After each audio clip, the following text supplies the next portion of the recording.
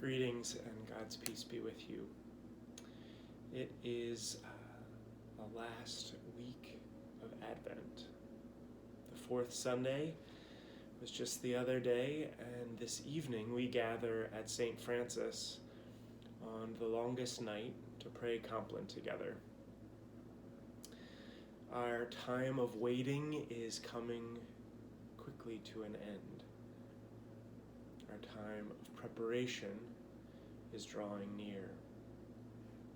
In this last few days of Advent, as we gather and light candles, as we find ourselves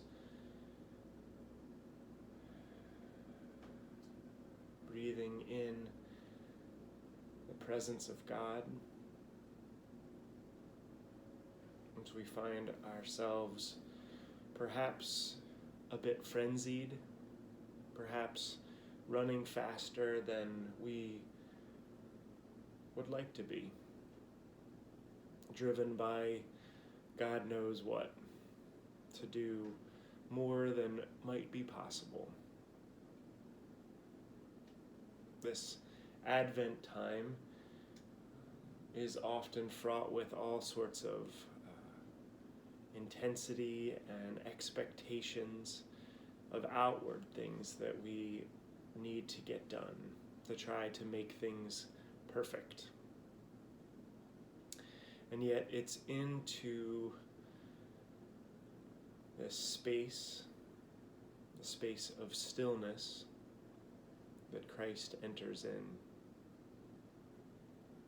As we light candles and we wait and we prepare, we make a way for Christ to come into our hearts and minds anew.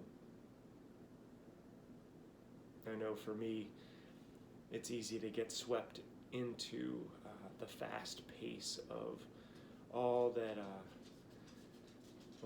our culture tells us we need to be doing in getting ready for this time. I am so grateful that we'll gather tonight on this shortest day, this longest night, to pray, to make room in our lives for grief and lamentation. There's a lot that just doesn't feel right in our lives and in the world.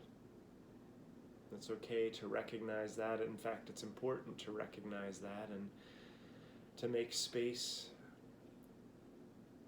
within ourselves to find stillness and to allow God to rest with us, to be with us.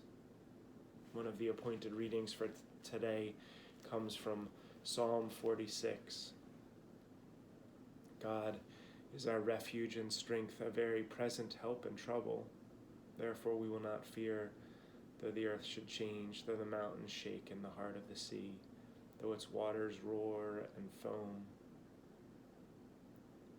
though the mountains tremble with its tumult.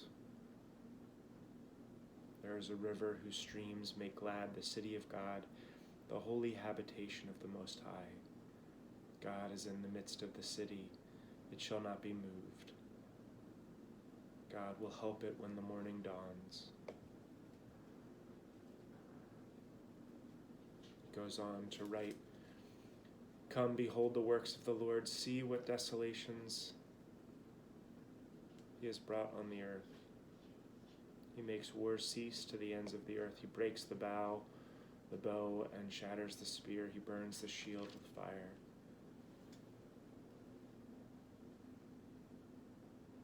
The reading comes to this powerful conclusion as we are told to be still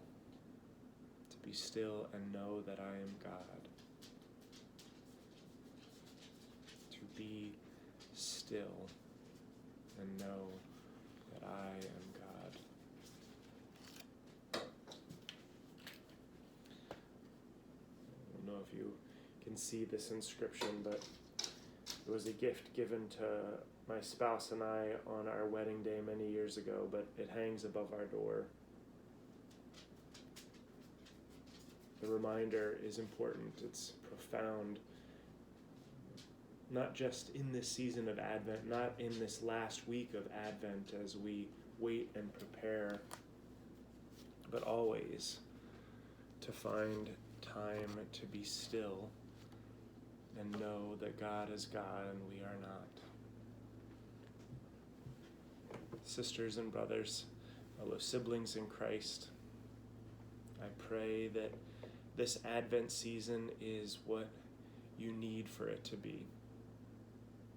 That you find whatever it is that your heart seeks, and that you can rest in the holy habitations of God, knowing that God is your refuge and your strength, that God is in the midst of us. All we need do is be still and know. Christ's peace be with you.